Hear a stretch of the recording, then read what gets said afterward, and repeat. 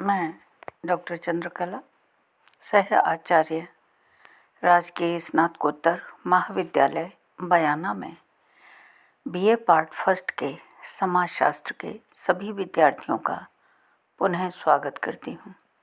तो बच्चों, कल हमने जिस टॉपिक पर चर्चा की थी वह टॉपिक था सामाजिक गतिशीलता।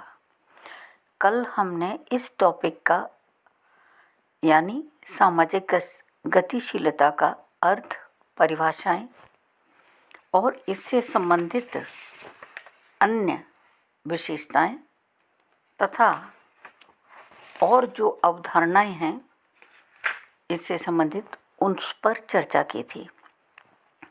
और आज हम सामाजिक गतिशीलता के प्रकार पर प्रकाश डालेंगे। ठीक है, चलिए टॉपिक को शुरू करते हैं।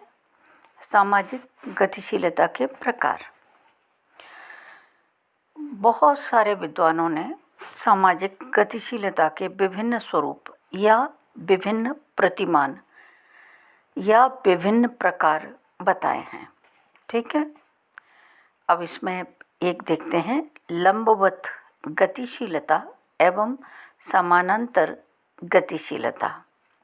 इसको इंग्लिश में कहेंगे vertical mobility and horizontal mobility.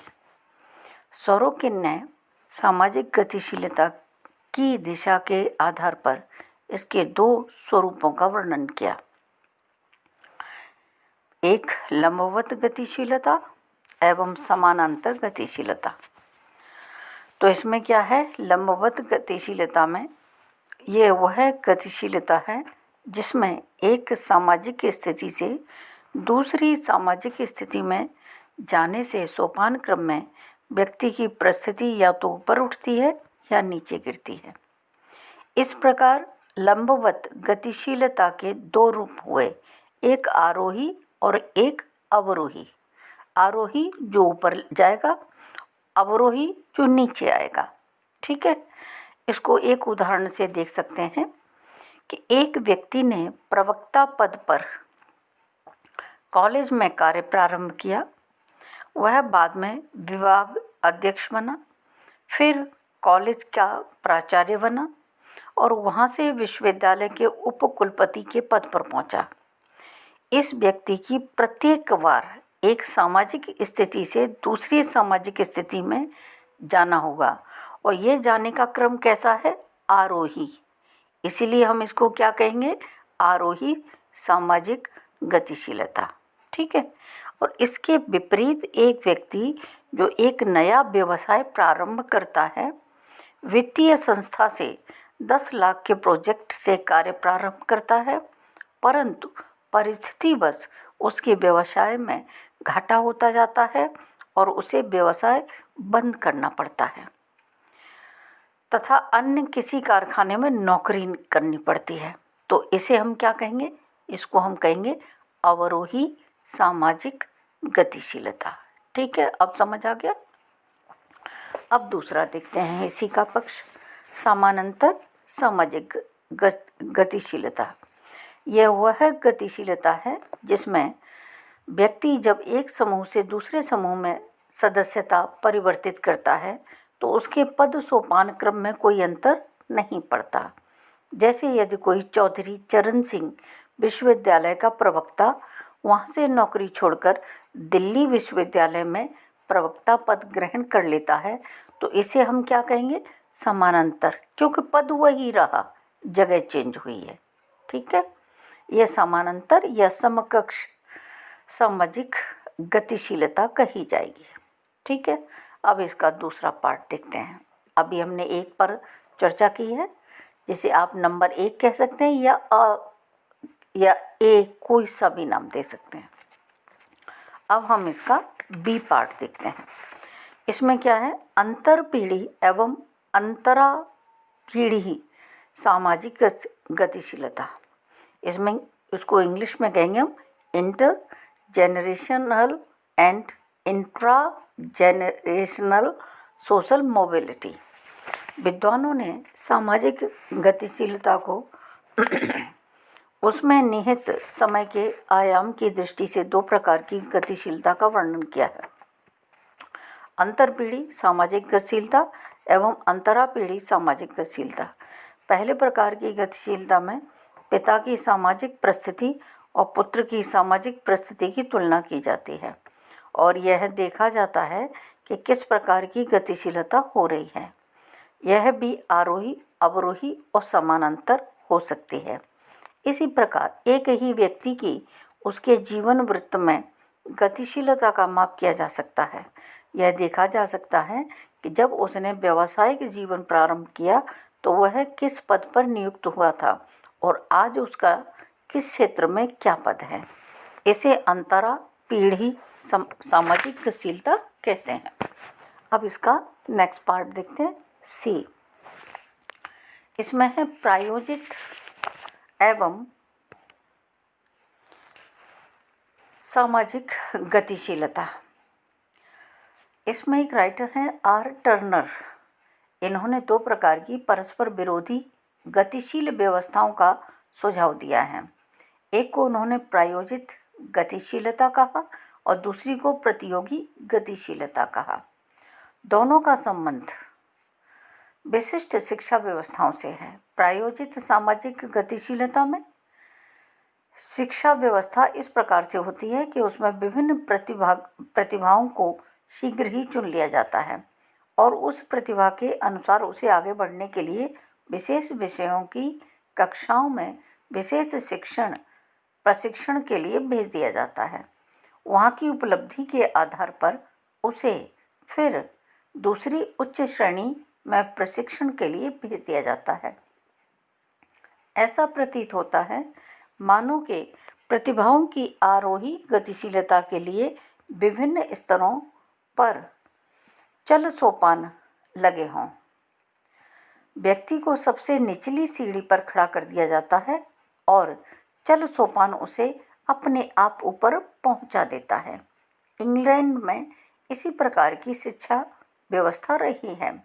स्कूलों में भी यह व्यवस्था होती है कि प्रतिभाओं का चयन हो जाए और उसी के अनुसार चयन के द्वारा उन्हें अध्ययन प्रवाह में भेज दिया जाए। तो ये मैंने आपको बताया प्रायोजित।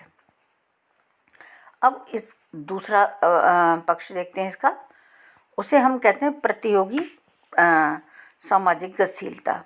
ठीक है, तो इसमें क्या है भाई, इसमें वह ये इस तरह की जो गतिशीलता की व्यवस्था है वो अमेरिका में है, वहाँ देखने को अधिक मिलती है।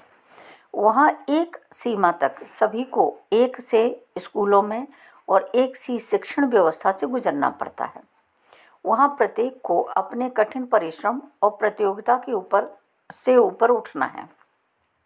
मानो वहाँ सभी के लिए खुली दौड़ है और सभी को समान अवसर दिया जाता है कि वे दौड़ में आगे आएं।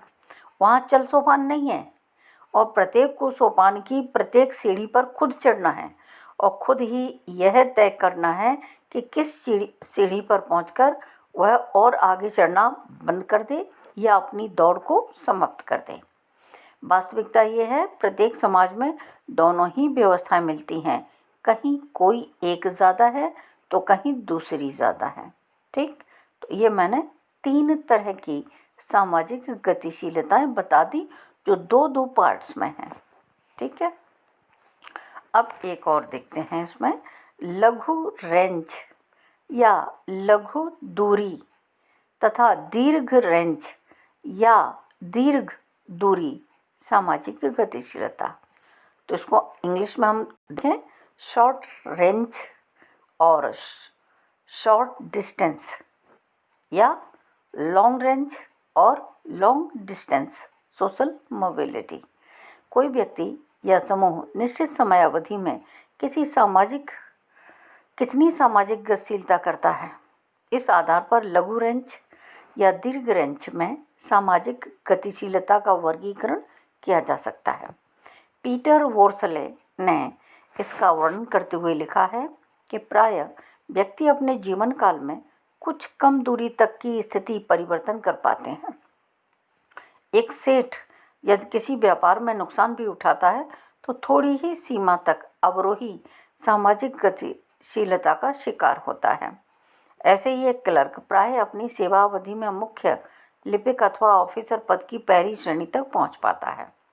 ऐसे बहुत कम उदाहरण हैं कि एक व्यक्ति दीर्घ रेंज या दीर्घ दूरी तक सामाजिक गतिशीलता कर जाए, कि एक श्रमिक से मिल मालिक हो जाए। इस तरह के उदाहरण बहुत कम हैं।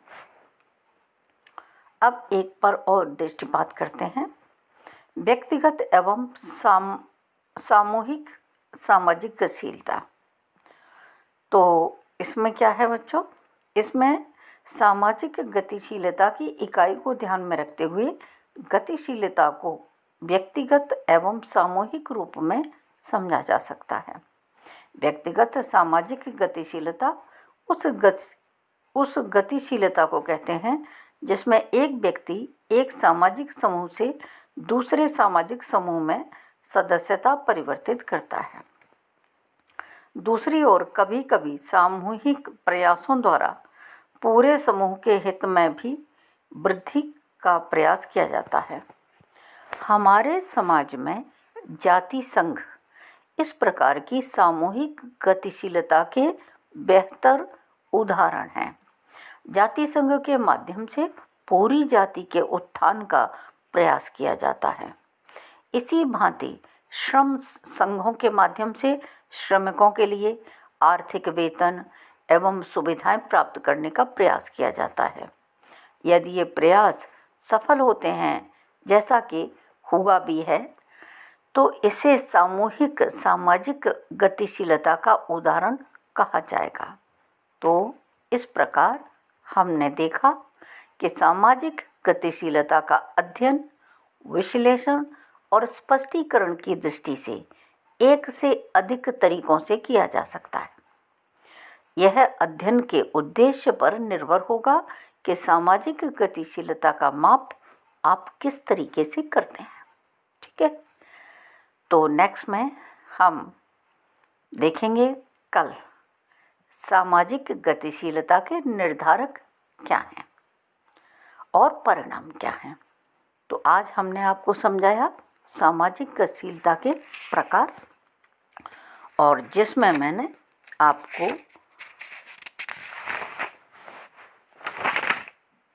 5 टॉपिक पर चर्चा की, जिसमें पहला था लंबवत गतिशीलता एवं समानांतर गतिशीलता। दूसरा मैंने आपको बताया अंतरपीढ़ी एवं अंतरापीढ़ी सामाजिक गतिशीलता। तीसरा मैंने आपको बताया प्रायोजित एवं प्रतियोगी सामाजिक गतिशीलता। चौथा मैंने आपको बताया लघु रेंज या लघु दूरी तथा दीर्घ रेंज या दीर्घ दूरी वाली सामाजिक गतिशीलता। और पांचवा मैंने आपको बताया व्यक्तिगत एवं सामूहिक सामाजिक गतिशीलता। इस तरह से मैंने आपको सामाजिक गतिशीलता के प्रकारों को समझाने का प्रयास किया है। इसमें कोई भी चीज़ आपको समझ नहीं आए तो हमेशा की तरह मेरा वही आपको कहना है कि आप मुझे कांटेक्ट करें, अपनी प्रॉब्लम शेयर करें। Thank you very much.